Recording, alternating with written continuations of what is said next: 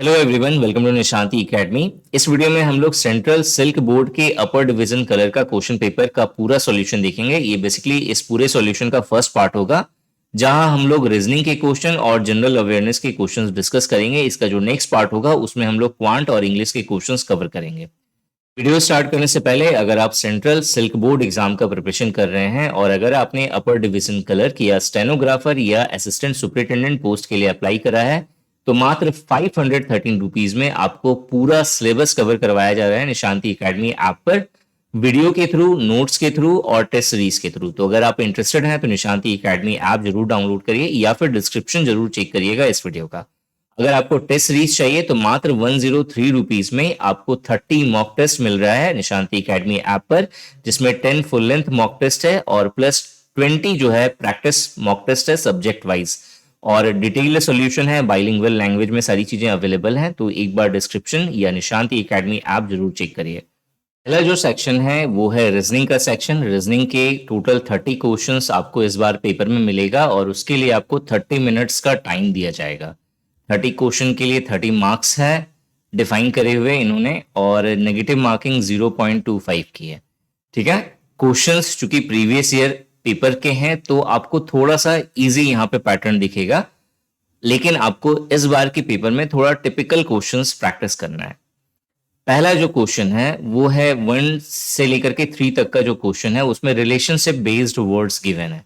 जैसे कि पहला जो है वो है लीश इज टू पेट, मतलब लीश जिस तरीके से पेट से संबंधित है, हैंडकफ जो है वो किससे संबंधित होगा। तो लीश और पेट, लीश जो है वो पट्टा को कहते हैं हम लोग हिंदी में, जिससे जो पालतू जानवर है उनको बांध के रखा जाता है, तो पेट को लीश से बांध के रखा जाता है। तो हैंडकफ जैसे हिंदी में हथकड़ी कहते हैं, उससे किसे बांध के रखा जाता है, तो क्रिमिनल्स को बांध के रखा जाता है। तो क्रिमिनल यहाँ पे राइट आंसर होगा। नेक्स्ट है मेरा love is to hate. Love और हेट एक दूसरे का अपोजिट है, तो फ्रेंड का अपोजिट क्या होगा, तो इनिमी, ये इसका राइट आंसर हो जाएगा। नेक्स्ट है मेरा कोर्ट एंड जस्टिस। तो कोर्ट में जस्टिस होती है, तो उसी तरीके से कौन से दो वर्ड्स रिलेटेड हैं, तो हॉस्पिटल के अंदर क्या होता है, ट्रीटमेंट होता है। तो जो सेकंड वाला जो ऑप्शन है ये यहाँ पे राइट आंसर हो जाएगा। क्वेश्चन नंबर 4 यहाँ पे ये कह रहा है 4 और 5, दो क्वेश्चंस हैं, 4 और 5 का सेम मतलब डायरेक्शन सेम गिवन है। यहाँ पे क्या है कि आपको एक जम्बल्ड लेटर्स का कलेक्शन दिया गया है जिससे हमें एक वर्ड बनाना है। तो यहाँ पे है write the last letter of rearranged word which is an edible crop, मतलब इन्हें आपस में सजाओ और एक एडिबल क्रॉप बताओ और फिर उसका लास्ट वर्ड क्या, सॉरी लास्ट लेटर क्या होगा वो हमें बताना है। तो देखो यहाँ पे सोयाबीन दिख रहा है, SOYABEAN, सोयाबीन दिख रहा है, तो लास्ट वाला लेटर N है, तो N इसका राइट आंसर हो जाएगा। नेक्स्ट क्वेश्चन है यहाँ पे write the central letter of the rearranged word which is a city in India. हमें इंडिया की एक सिटी का नाम हमें इन लेटर से बनाना है और फिर उसका सेंट्रल लेटर क्या होगा ये हमें बताना है। तो राई मुडा यहाँ पे दिया हुआ है, तो मदुराई एक सिटी का नाम होता है, तो MADU हो गया, MADU इधर हो गया, फिर RAI हो गया मदुराई। तो इसका जो बीच वाला जो लेटर है वो है मेरा U, तो U इसका राइट आंसर होगा। नेक्स्ट है यहाँ पे find the odd one out. हमें ऑड वन फाइंड करना है। India Gate, Gateway of India, Humayun tomb and Red fort.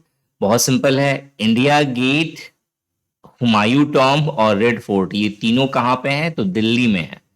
लेकिन वहीं अगर मैं गेटवे ऑफ इंडिया की बात करूं तो ये मुंबई में है। तो जो गेटवे ऑफ इंडिया जो है ये इसका राइट आंसर हो जाएगा। नेक्स्ट है यहाँ पे find the odd one out. हमें इसमें से जो ऑड वन है वो फाइंड करना है। तो cashew nut, almond, coconut and walnut. तो आलमंड, कोकोनट और वॉलनट इन तीनों की कवरिंग होती है हार्ड, कैश्यू नट की जो है कवरिंग नहीं होती है, तो कैश्यू नट इसका राइट आंसर हो जाएगा। नेक्स्ट है यहाँ पे find the odd one out again, और इसमें है मेरा पैलेस है, रेसिडेंस है, पोर्टिको है, विला है। तो पोर्टिको का मतलब होता है बरंडा, रेसिडेंस, पैलेस और विला ये तीनों जो है क्लोज रूम के जैसे। पैलेस हो गया, पैलेस मतलब महल जैसा हो गया, रेसिडेंस भी निवास स्थान हो गया, विला भी उसी से मिलता जुलता हो गया। लेकिन पोर्टिको का मतलब होता है बरंडा टाइप का होता है ये। जब आपने देखा होगा भूल भुलैया वाला जो मूवी है, पहला वाला पार्ट, ठीक है। उसमें क्या है कि देखो, जब हवेली में जब एंटर करते हैं ना, तो एक बड़ा सा एक हॉल जैसा दिखता है, मतलब खाली जगह दिखता है यहाँ पे, बिल्कुल ये खाली फर्श है, और यहाँ पे 4 खंबे दिए हुए हैं, और फिर इधर इधर से जो है चारों तरफ से रूम्स बने हुए हैं। मतलब मान लेते हैं इधर से ये एंट्रेंस हॉल है, यहाँ से ये सामने वाला घुस रहा है, तो जाने का रास्ता इधर भी है, ऐसे भी है, ऐसे भी है। बहुत सारे मैरिजेस हॉल में भी इस तरह का सीन दिखता है। और यहाँ पे आपको रूम दिखेगा यहाँ पे इस तरीके से, ठीक है, इस तरीके से ये रूम है।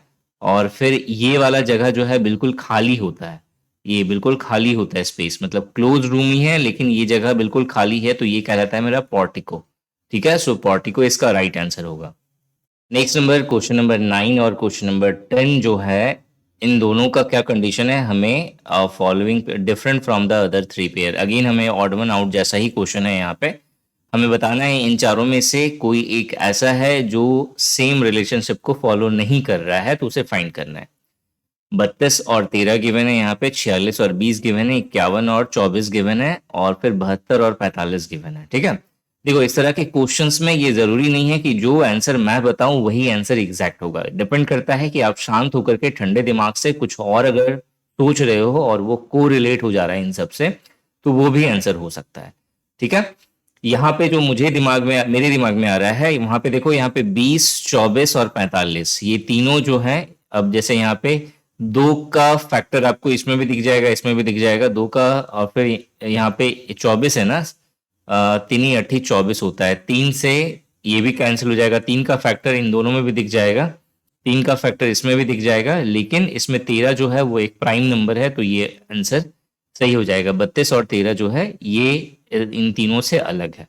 अब ये जरूरी नहीं है कि मेरा अगर ये निकला तो आपका भी ये निकले, हो सकता है कुछ और भी रिलेशन हो, वो मेरे दिमाग में नहीं आ रहा हो, लेकिन जो है आप सोच सकते हो उसे, ठीक है, बाद में तो आप उसके अकॉर्डिंग भी कर सकते हो। जैसे एक देखो यहाँ पे 6 4 10 हुआ, 10 दूना 20 यहाँ पे एक दिख रहा है, 5 और 1 6 हुआ, 6 चौके 24 यहाँ पे दिख रहा है, 7 2 9 हुआ, 9 पचे 45 यहाँ पे दिख रहा है।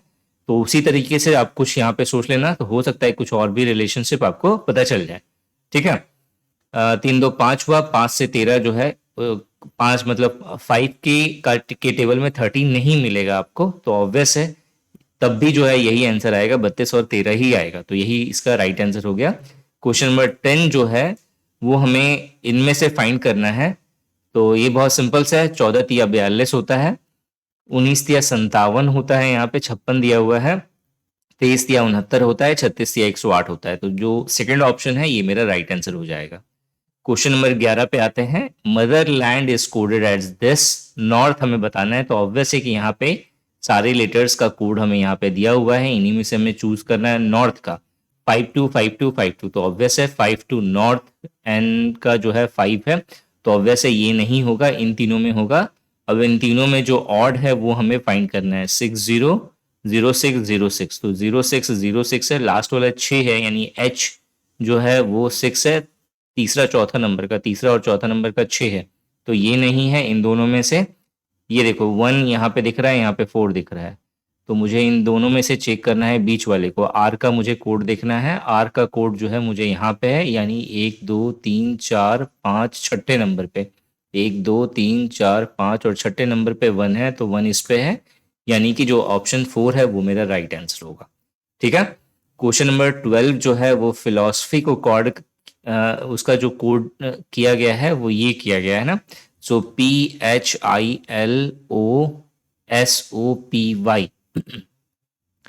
एच इधर लिखा इसने, फिर पी यहाँ पे लिखा, यानी ये वाला पी इधर आ गया, फिर इसने एल यहाँ पे लिखा, फिर ये आई को यहाँ पे लिख रहा है, उसी तरह से एस ओ है, उसी तरह से एस ओ हो गया, उसी तरह से मेरा पी ओ हो जाएगा, और फिर लास्ट वाला वाई है, वाई बच गया, ये एच इसने कहीं से घुसा दिया, ये एच, ठीक है। तो थोड़ी देर के लिए एच को मैं इग्नोर मार रहा हूँ, और उसी तरह से इससे ऑर्नामेंट को मैं चेक कर रहा हूँ, ठीक है। ऑर्नामेंटल, सॉरी ऑर्नामेंटल है, तो यहाँ पे आर हो जाएगा, ओ हो जाएगा, R O O R O, ठीक है।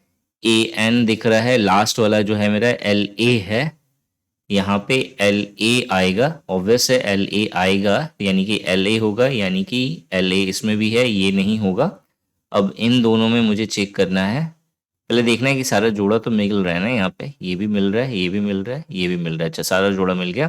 तो यहाँ पे एन और टी दिखेगा, एन और टी देख लो, यहाँ पे है एन और टी, इसमें भी है एन और टी हो गया। उसके बाद जो है ई एम दिखेगा, so E M T N, E M T N ये नहीं है। अच्छा, ये तो ऐसे भी काट दिया था मैंने, E M T N L A, E M N T था ना, ई एम है उसके बाद एन, ई एम है उसके बाद एन टी है, तो ये तो है नहीं, तो यानी यही हो गया। यहाँ पे आर ओ है, उसके बाद ए एन है, उसके बाद ई एम है, इसमें थोड़ा सा समय लग रहा है मुझे। फिर एम, यहाँ पे है मेरा ई एम हो गया, टी एन हो गया, एल ए हो गया, यानी ये वाला ऑप्शन, तीसरा वाला ऑप्शन जो है ये इसका सही आंसर होगा। नेक्स्ट नंबर का क्वेश्चन आते हैं, क्वेश्चन नंबर 13। क्वेश्चन नंबर 13 हमें ये कह रहा है P is the father of R, P जो है वो पिता है आर का, पी जो है वो आर का पापा है। ठीक है, so P is the father of R but R is not his son, R उनका लड़का नहीं है, लड़की हो सकती है। ठीक है, मुझे नहीं पता। T is the daughter of R, T जो है वो आर की डॉटर है, T is the daughter of R, T जो है वो डॉटर है आर की। U is the spouse of P, U जो है वो जो है पी की स्पाउस है। तो ऑब्वियस है, तो ये अगर मेल है तो ये फीमेल होगी, तो ये हस्बैंड हो गया, तो ये वाइफ हो गई। Q is the brother of R, जो क्यू है वो आर का ब्रदर है, क्यू जो है वो आर का ब्रदर हो गया। S is the son of Q, S जो है वो सन है क्यू का। V is the spouse of Q, Q का जो स्पाउस है यानी कि क्यू की जो वाइफ हो गई वो हो गई मेरी V. And W is the father of V, और डब्ल्यू जो है वो भी का पिता हो गया, W is the father of V. ठीक है, तो who is the grandmother of S, तो एस की जो ग्रैंड मदर है वो कौन है, तो ऑब्वियस है यहाँ पे एस की ग्रैंड मदर कौन निकल के आई, यू, तो यू इसका क्या हो गया, राइट आंसर हो गया। नेक्स्ट यहाँ पे क्वेश्चन है P is the father of R but R is not his son, I think ये सेम क्वेश्चन है यहाँ पे, सेम क्वेश्चन है आई थिंक यहाँ पे, होप यही है ना, V is the spouse of Q but and W is the father of V, W is the father of V. ठीक है, तो who is the son of U, U का सन कौन है, तो यू का जो लड़का है, यू का जो लड़का है वो कौन है, तो यू का ये बेटा हो गया, ये बेटी हो गई, ये बेटा हो गया, तो क्यू जो है वो मेरा लड़का हो गया, किसका, यू का। तो यहाँ पे जो राइट आंसर होगा वो होगा मेरा, वो होगा मेरा क्यू। सो पहला वाला जो ऑप्शन है वो सही हो जाएगा यहाँ पे। नेक्स्ट हम लोग आते हैं यहाँ पे, सेम क्वेश्चन है यहाँ पे, who is the cousin of T, T का कजिन कौन है, तो टी का कजिन कौन है यहाँ पे, टी का जो कजिन है वो है मेरा एस, तो एस जो है वो मेरा राइट आंसर होगा, तो यहाँ पे एस जो है वो मेरा राइट आंसर हो गया। ठीक है, नेक्स्ट नंबर का क्वेश्चन हम लोग देखते हैं। नेक्स्ट नंबर का क्वेश्चन है, one day while having his lunch mister Paul observed the time in the mirror image of a clock as 4 hours 40 minutes. What was the actual time shown by the clock? देखो, इस तरह का question हमें ये कह रहा है कि हमें एक मिरर इमेज दिया हुआ है और हमें एक जो एक्चुअल जो टाइम है हमें वो फाइंड करना है, सिंपल। ठीक है, तो जब भी आपको एक टाइम गिवन होगा और हमें उसका मिरर इमेज बताना है क्या होगा, या फिर हमें मिरर इमेज दिया हुआ है और हमें ओरिजिनल टाइम बताना है क्या होगा, तो इसका सिंपल सा प्रोसेस है। आपको जो टाइम दिया हुआ है यहाँ पे 4 घंटा 40 मिनट का, उसे 12 घंटे में से माइनस कर दो, तो 12 घंटे को हम लोग 11 घंटा 60 मिनट लिख सकते हैं। इससे माइनस करेंगे तो यहाँ पे 20 आ जाएगा और इधर आ जाएगा 7, तो 7 बजकर 20 मिनट या 7 घंटा 20 मिनट जो है ये इसका राइट आंसर होगा। ठीक है, यहाँ पे अगर आपको ऐसे भी गिवन होता 4:40 तो भी हम लोग सेम फॉर्मूला यूज करते हैं, सेम ट्रिक यूज करते हैं। क्वेश्चन नंबर 17 है, इफ डे आफ्टर टुमारो, मतलब आज का दिन हो गया, आज के दिन के बाद का जो है कल का दिन हो गया, जैसे टुमारो कहेंगे, उसके बाद का दिन जो है वो है मेरा संडे।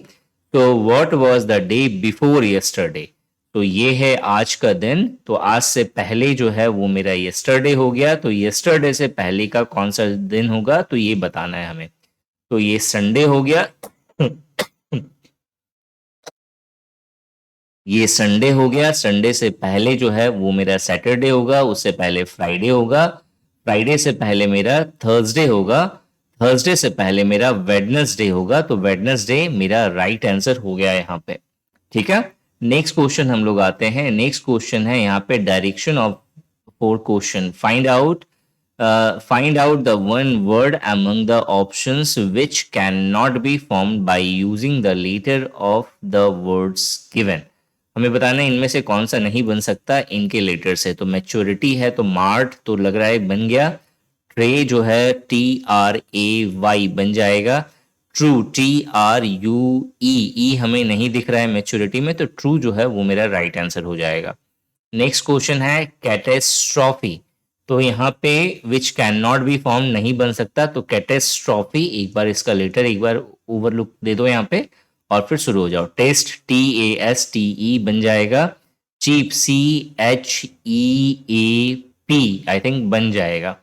पाउच POU नहीं दिखेगा, तो यू जो है यहाँ पे मिसिंग है, तो पाउच जो है ये इसका राइट आंसर हो जाएगा। नेक्स्ट 20 नंबर का क्वेश्चन है यहाँ पे if plus and negative sign of the following equation are interchanged which will be the correct equation।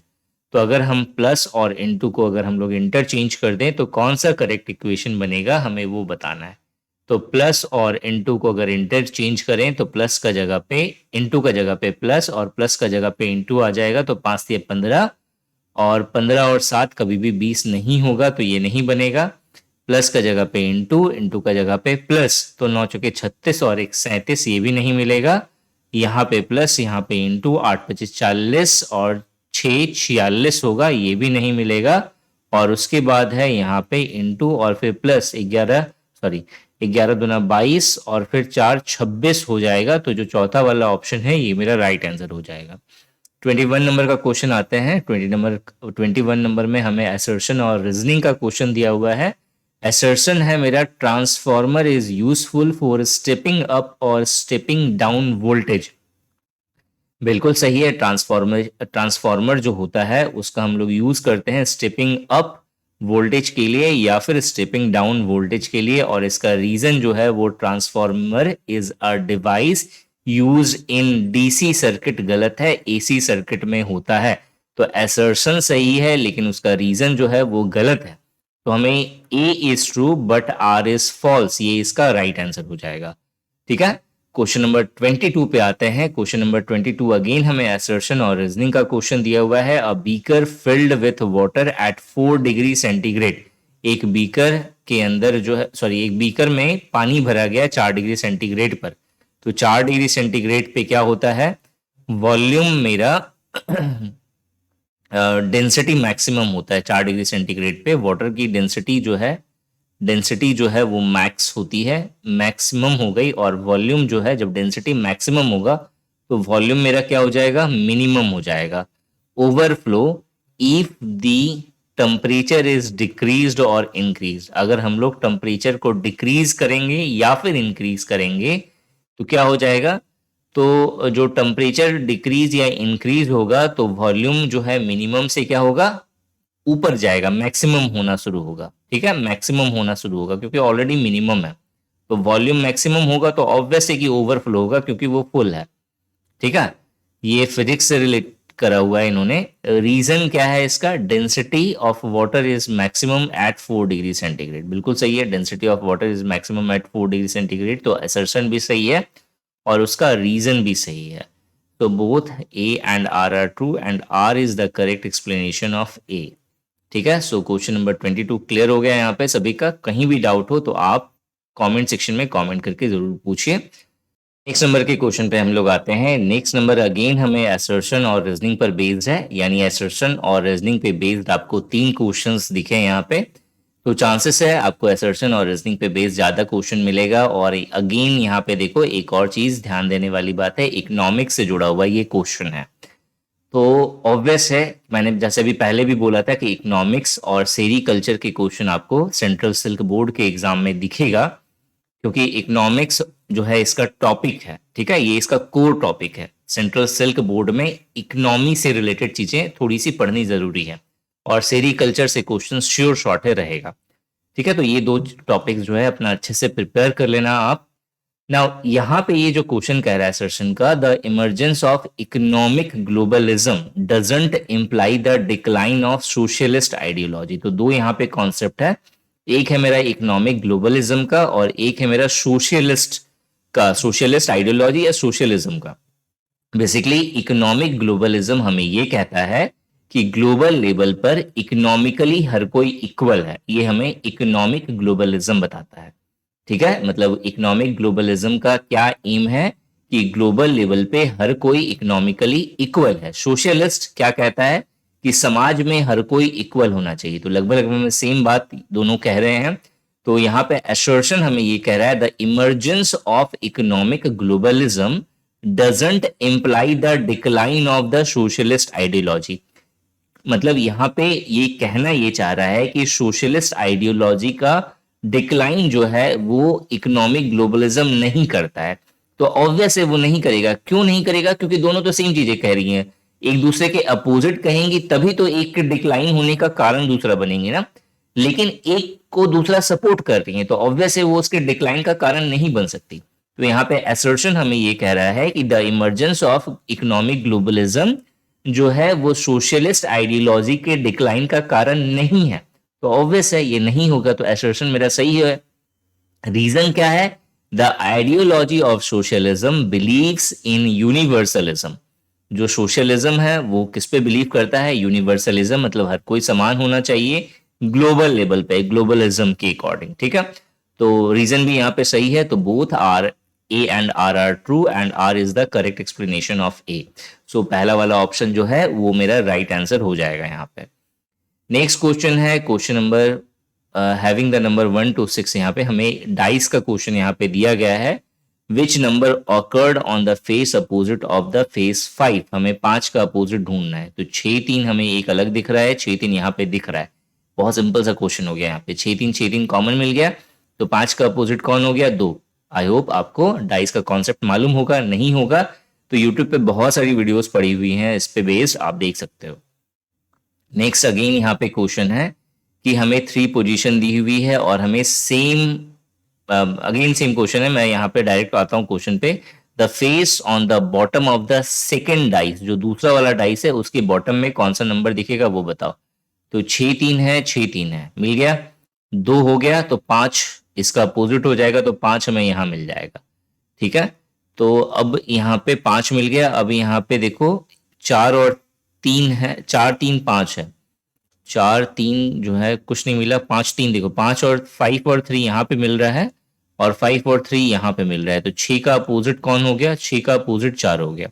तो 6 का अपोजिट 4 हो गया, मतलब 4 पीछे चला गया। तो कौन बच गया यहाँ पे? 1 बच गया। तो 1 जो है ये यहाँ नीचे दिखेगा मेरा।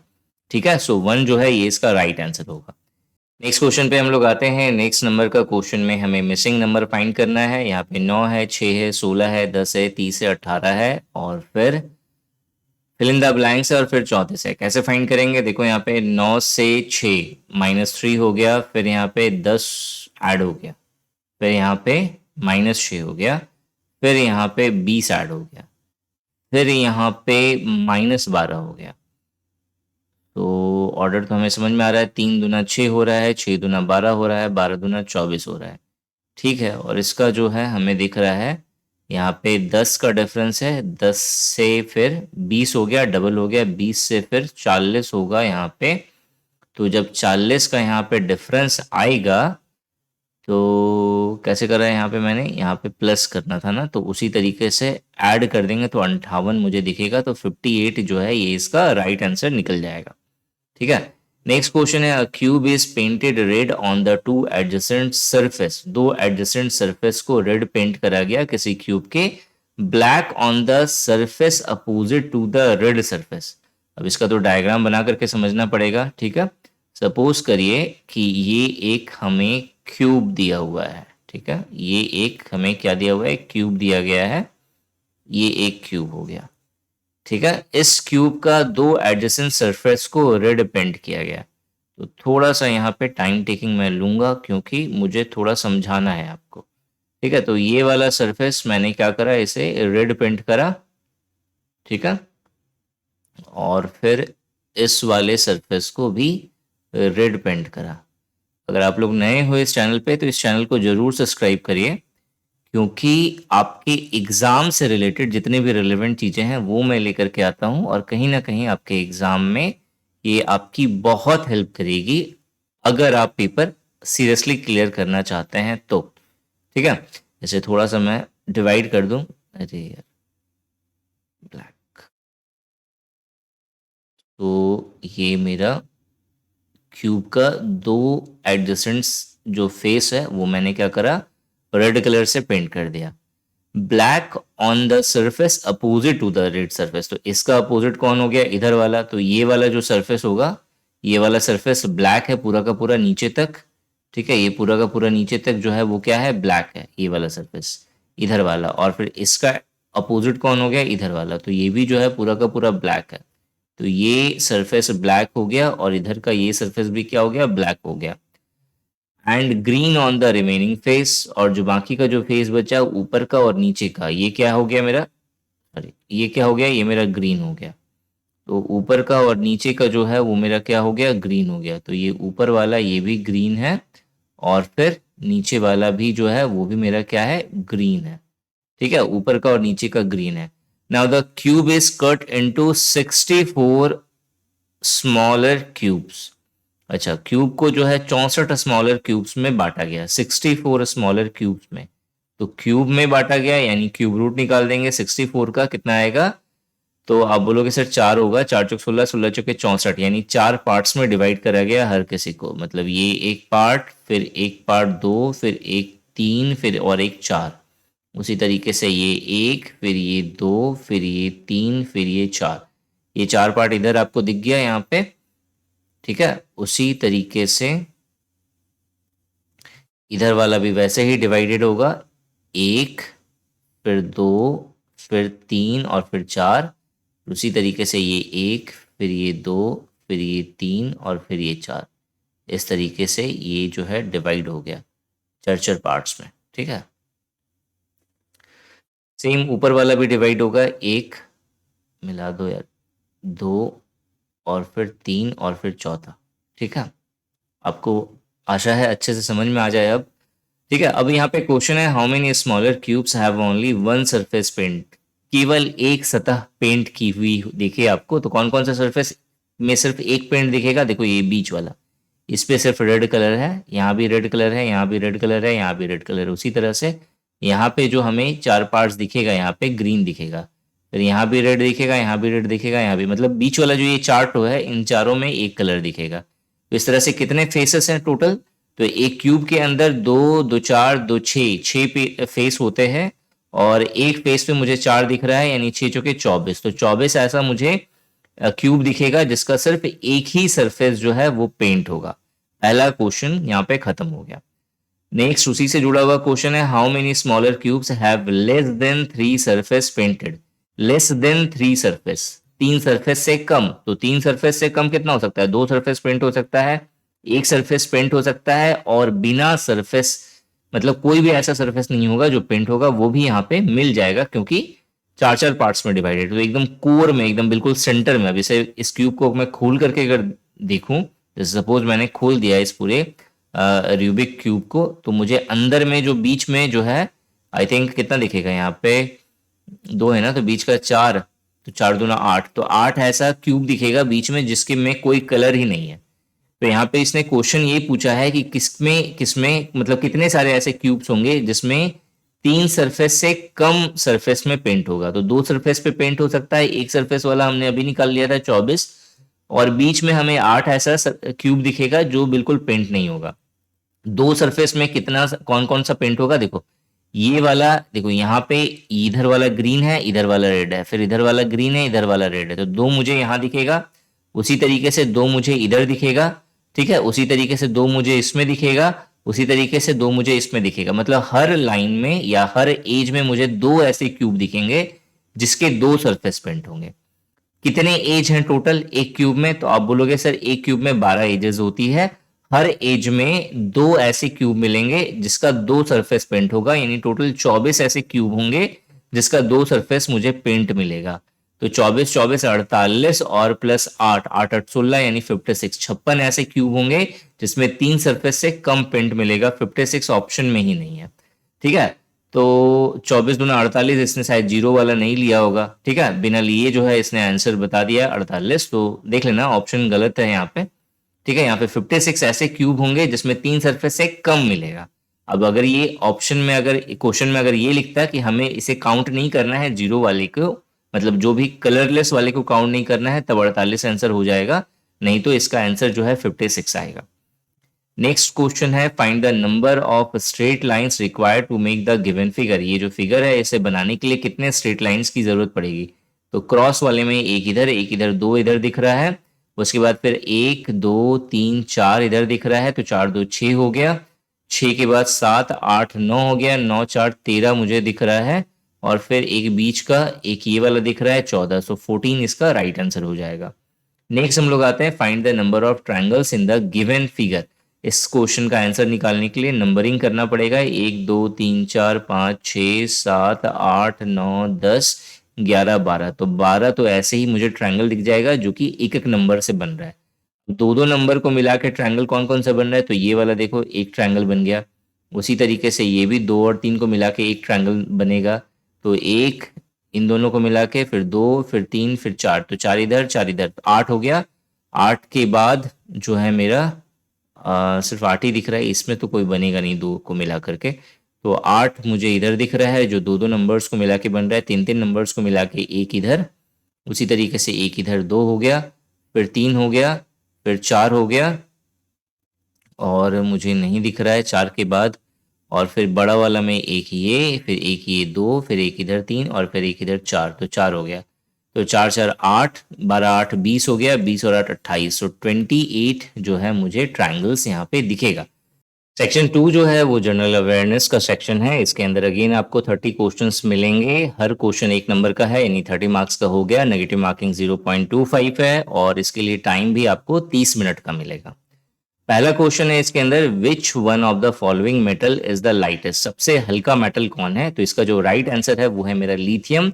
लिथियम सबसे हल्का मेटल है। आपसे मरकरी से भी क्वेश्चन बन सकता है कि मरकरी जो है वो मेरा लिक्विड स्टेट में पाया जाने वाला, मतलब नॉर्मल टेम्परेचर पे या रूम टेम्परेचर पे एक ऐसा मेटल जो लिक्विड स्टेट पे पाया जाता है, उसका एग्जाम्पल है मेरा मरकरी।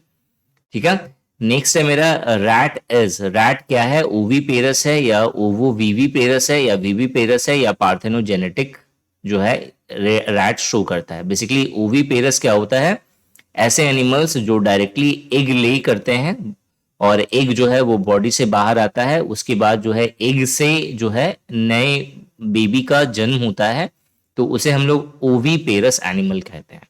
वीवी पेरस ऐसे एनिमल्स होते हैं जिसमें जो है बेबी जो है जब पूरा तरह से डेवलप हो जाता है तो वो बॉडी से बाहर आता है, और वीवी पेरस में जो एनिमल्स होते हैं वो एग ले नहीं करते। ओवो वीवी पेरस ऐसे एनिमल्स होते हैं जो एग ले करते हैं, लेकिन एग जो है वो बॉडी से बाहर नहीं आता, और एग जो है मदर बॉडी के अंदर ही न्यूरिश होता रहता है, और जैसे ही वो न्यू बॉर्न बेबी में डेवलप होता है तो वो हैचिंग का जो प्रोसेस है वो भी बॉडी के, फीमेल बॉडी के अंदर ही होता है, और उसके बाद जब बेबी पूरी तरह से डेवलप हो जाता है तब जाकर के वो फीमेल बॉडी से बाहर आता है, तो उसे हम लोग ओवो वीवी पेरस एनिमल कहते हैं। तो रैट क्या है, रैट जो है वो एक वीवी पेरस एनिमल है। पार्थेनोजेनेटिक जो है वो पार्थेनोजेनेसिस से जुड़ा हुआ है। पार्थेनोजेनेसिस बेसिकली ऐसा प्रोसेस होता है जिसमें, जैसे हमें पता है कि फर्टिलाइजेशन में क्या होता है, ओवा जो है वो स्पर्म के साथ फ्यूज होता है, मिलता है, तब जाकर के जाइगोट फॉर्म होता है। इन दोनों के मिलने से जाइगोट फॉर्म होता है, और फिर जाइगोट से फिर एम्ब्रियो डेवलप होता है। लेकिन कभी कभी क्या होता है कि स्पर्म आ रहा होता है और एक्साइटमेंट से बिना इसके फ्यूजन के ही ओवा जो है वो अकेले ही जाइगोट में डेवलप हो जाता है, और जाइगोट के बाद वो एम्ब्रियो बना देता है। तो उस केस में जो है ये स्पर्म जो है वो यूजलेस हो गया यहाँ पे। तो इस तरह का जब भी प्रोसेस होगा एनिमल्स के अंदर तो उसे पार्थेनोजेनेसिस प्रोसेस कहेंगे, और जो एनिमल प्रोड्यूस होगा इस प्रोसेस से उसे हम लोग पार्थेनोजेनेटिक एनिमल कहेंगे। तो रैट जो है वो वीवी पेरस एनिमल है, पार्थेनोजेनेटिक एनिमल नहीं है। नेक्स्ट है मेरा लिगमेंट्स से जो है क्या ज्वाइन करा जाता है, तो लिगमेंट्स दो बोन्स के बीच में पाया जाता है, तो दो बोन्स को ज्वाइन करने के काम में आता है। इसके अलावा टंडन से भी क्वेश्चन बहुत बनता है कि टंडन का क्या काम है, तो मसल्स को बोन से अगर कोई ज्वाइन करता है तो वो है मेरा टंडन। नेक्स्ट क्वेश्चन है which type of silk worm is of copperish colour. Copperish colour का जो सिल्क वॉर्म होता है उसका नाम क्या है, तो बेसिकली सिल्क वॉर्म के जो है बहुत सारे टाइप होते हैं, मेनली 5 टाइप का सिल्क वॉर्म होता है। एक है मेरा मलबरी, उसी तरह से एक होता है टसर, टसर के बाद एक है मेरा ओक टसर, एक है मेरा मूगा, इसी तरह से एक होता है मेरा इरी, ERI इरी। ठीक है, तो मलबरी सिल्क वॉर्म जो होता है ये बिल्कुल प्योर वाइट कलर का सिल्क वॉर्म होता है और इससे जो सिल्क मिलता है वो भी वाइट कलर का मिलता है। जो टसर सिल्क वॉर्म है इससे जो सिल्क मिलता है वो उसका कलर और जो सिल्क वॉर्म दोनों का कलर सेम होता है बेसिकली हमेशा। तो जो टसर सिल्क है या टसर सिल्क वॉर्म है ये कॉपरिश कलर का होता है, COPPERISH। तो यहाँ पे कॉपरिश पूछा था तो आंसर होगा यहाँ पे टसर। ओक टसर चाइना में बहुत फेमस है, मतलब चाइना में सबसे ज्यादा ओक टसर सिल्क वॉर्म के थ्रू जो है सिल्क प्रोड्यूस किया जाता है और ओक टसर का जो कलर होता है वो गोल्डन ब्राउन कलर का होता है। ठीक है, सो गोल्डन ब्राउन कलर का जो सिल्क है वो ओक टसर के द्वारा होता है। मूंगा जो है, मूंगा सिल्क वॉर्म जो है ये येलोइश गोल्डन कलर का होता है। सो येलोइश गोल्डन कलर का मूंगा होता है, गोल्डन कलर का होता है। इसके अलावा जो इरी है वो मेरा 2 कलर का पाया जाता है, एक जो है वाइट कलर का भी होता है, एक ग्रे कलर का भी होता है। ठीक है, सो प्योर वाइट मलबरी है, ये याद रखना, मलबरी बहुत इंपॉर्टेंट है। इंडिया में सबसे ज्यादा मलबरी सिल्क वॉर्म के थ्रू सिल्क प्रोड्यूस होता है और चाइना में जो है ओक टसर के द्वारा जो है सिल्क प्रोड्यूस होता है। नेक्स्ट मेरा BT cotton. Basically BT cotton हम लोग किसे कहते हैं, तो बीटी कॉटन में बीटी जो है वो एक बैक्टीरिया का नाम है जिसका नाम है मेरा बेसिलस थुरेंजेसिस। नाम अजीब सा है लेकिन क्या करें, याद करना पड़ेगा। ठीक है, मैं लिख दे रहा हूं BACILLUS बेसिलस, THURIN, स्पेलिंग देख लेना एक बार। थुरेन JIEN होता है, JIENSIS, जेनेसिस। ठीक है, सो बेसिलस थुरेंजेनेसिस ये जो है बीटी का फुल फॉर्म हो गया। तो ये जो बीटी कॉटन है वो किसके द्वारा produce, has been produced by, किसके द्वारा प्रोड्यूस होता है, तो बीटी जो बैक्टीरिया हो गया, बैक्टीरिया का पूरा नाम हो गया यहाँ पे बेसिलस थुरेंजेनेसिस। सो इस बैक्टीरिया के क्लोनिंग के द्वारा इसे प्रोड्यूस किया जाता है, तो जो ऑप्शन सी है वो मेरा राइट आंसर हो जाएगा यहाँ पे। ठीक है, नेक्स्ट हम लोग आते हैं यहाँ पे, rain is called acid rain when it's pH is below. जब रेन वाटर का pH हमको हमेशा याद रखना है कि जो रेन वाटर का जो pH है वो हमेशा 5.6 से कम होता है, तो यहाँ पे राइट आंसर हो जाएगा 5.6। नेक्स्ट है मेरा effect of pollution is first marked on. जो पॉल्यूशन है उसका इफेक्ट सबसे ज्यादा किस पे या सबसे पहले किस पे आता है, कौन इफेक्ट होता है पॉल्यूशन से सबसे ज्यादा, तो आंसर है मेरा वेजिटेशन। ठीक है, वेजिटेशन पे सबसे ज्यादा पॉल्यूशन का इफेक्ट हमें देखने को मिलता है। नेक्स्ट मेरा process of flowering is influenced by.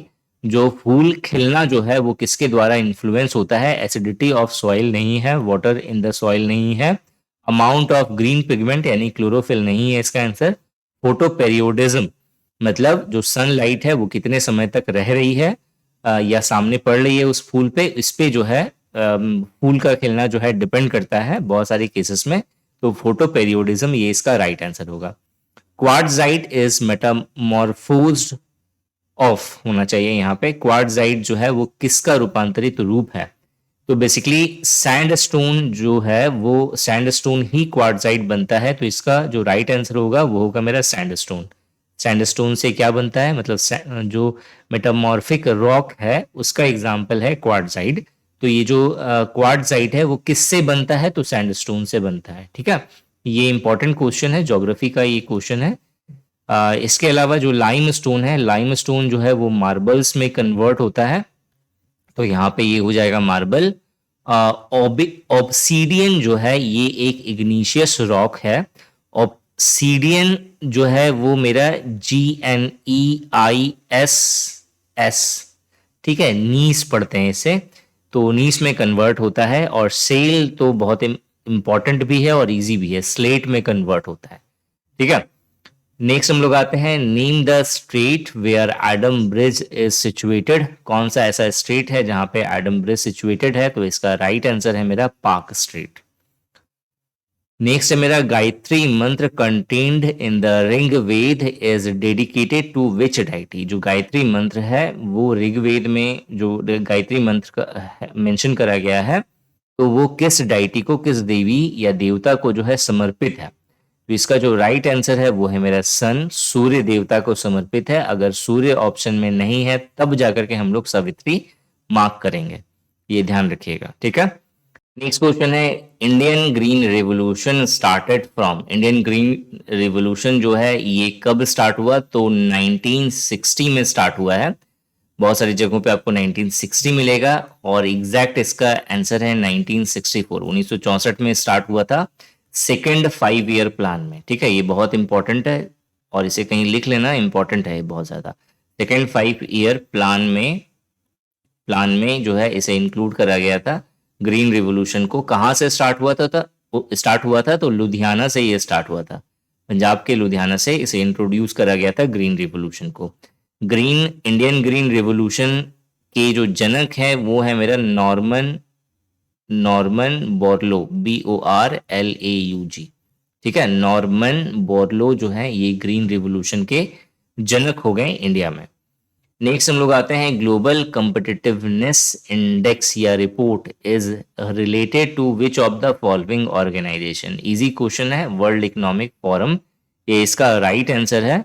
और इसके अकॉर्डिंग इंडिया की जो रैंकिंग है 2022 की वर्ल्ड कॉम्पिटिटिवनेस रिपोर्ट के अकॉर्डिंग इंडिया की जो रैंकिंग है वो है मेरा 37वां रैंकिंग है इंडिया का। नेक्स्ट क्वेश्चन हम लोग आते हैं, ऑक्ट्रॉय से रिलेटेड है। Octroi is levied and collected by, ये इकोनॉमिक का क्वेश्चन हो गया, फाइनेंस से रिलेटेड है। तो ऑक्ट्रॉय जो है वो किससे रिलेटेड हो गया? तो ऑक्ट्रॉय एक जो है मेरा टैक्स है, जिसे आप सेल टैक्स भी कह सकते हो, और ये जो है लोकल बॉडीज के द्वारा लगाया जाता है जब भी कोई गुड्स किसी मार्केट में एंटर कर रहा होता है उस समय। तो लोकल बॉडीज के द्वारा लगाया जाने वाला ये एक सेल्स टैक्स है। नेक्स्ट क्वेश्चन है, विच of the following is a non metal that remained liquid at room temperature. इसका जो राइट आंसर है वो है मेरा ब्रोमीन। नेक्स्ट क्वेश्चन है, full form of BOD, biological oxygen demand कहते हैं इसे। नेक्स्ट है, in India deficit planning. Deficit क्या होता है? तो जो डेफिसिट होता है वो होता है कि जो भी एक्सपेंडिचर है किसी भी कंट्री का, उससे अगर हम लोग रिसीप्ट को माइनस कर दें, जो मतलब सिंपल है, आपके पास जो भी अर्निंग आई है और आपने जितना खर्च करा है, इन दोनों को माइनस कर दो तो जो मेरा रिजल्ट आएगा वो मेरा हो गया डेफिसिट। तो डेफिसिट प्लानिंग क्यों करी जाएगी? तो ऑब्वियस है, फाइनेंशियल सुधार के लिए।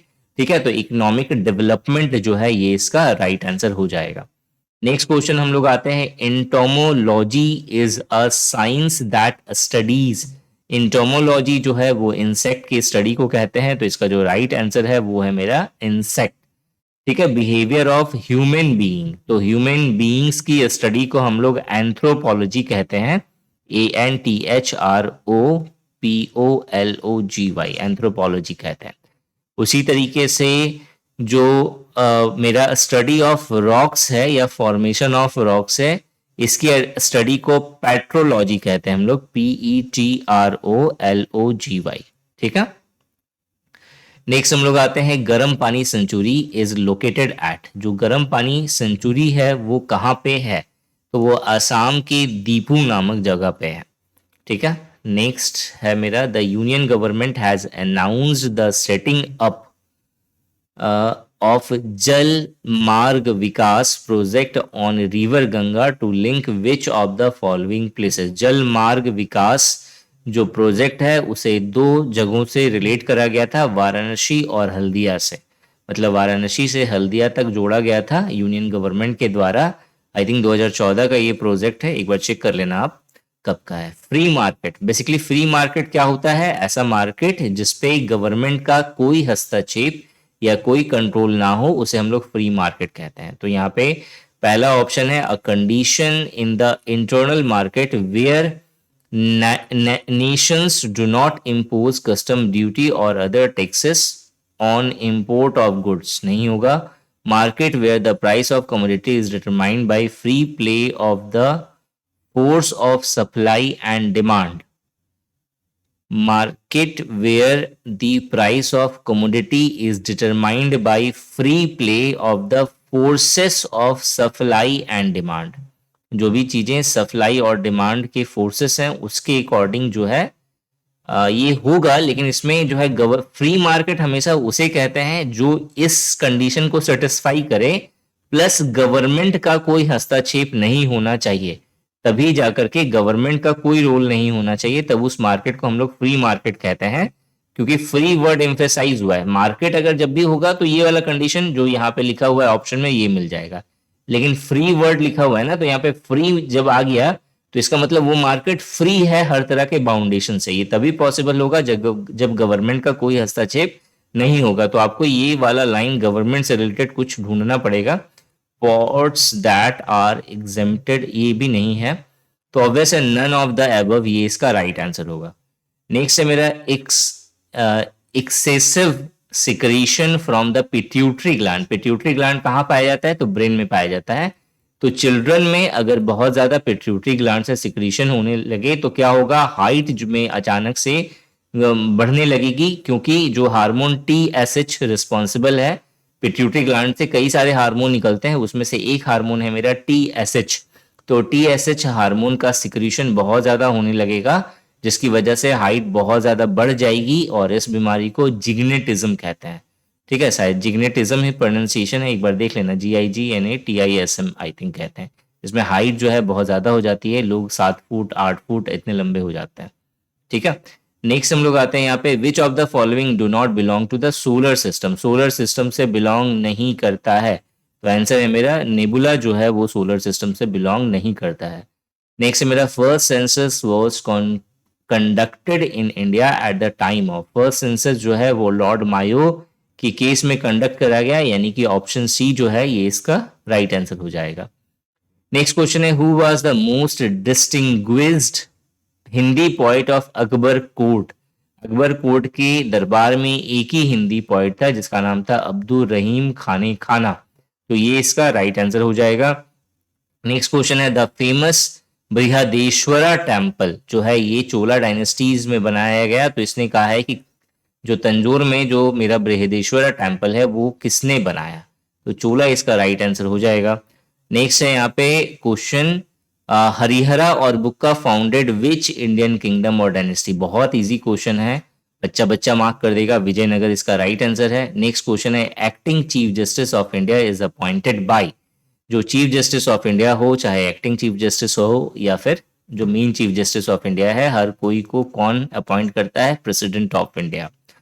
नेक्स्ट क्वेश्चन है यहाँ पे, the Lok Sabha is called in session at least. Lok Sabha का सेशन जो है वो साल में कितनी बार कम से कम होना चाहिए? तो एक साल में 2 बार कम से कम होना चाहिए। टोटल कितना सेशन होता है लोकसभा का? तो 3 सेशन है, एक है मेरा विंटर सेशन, एक है मेरा समर सेशन, एक है मेरा बजट सेशन। तो इन 3 सेशन में से कोई भी 2 सेशन होना जरूरी है। ठीक है, नेक्स्ट क्वेश्चन है यहाँ पे, which of the following form of intellectual property can be provided the longest protection. ज्यादा लंबे समय तक प्रोटेक्शन प्रोवाइड करती है, तो कौन सी इंटेलेक्चुअल प्रॉपर्टी है? कॉपीराइट, पेटेंट, ट्रेडमार्क और फिर इंडस्ट्रियल डिजाइन। तो ट्रेडमार्क या फिर ब्रांड जिसे कहते हैं हम लोग, ये इसका राइट आंसर हो जाएगा। तो ये इस पूरे पेपर का फर्स्ट पार्ट था, जहां हम लोगों ने रीजनिंग के क्वेश्चन और जनरल अवेयरनेस के क्वेश्चन से डिस्कस करें। इसका जो नेक्स्ट पार्ट होगा उसमें हम लोग क्वांट और इंग्लिश के क्वेश्चंस कवर करेंगे।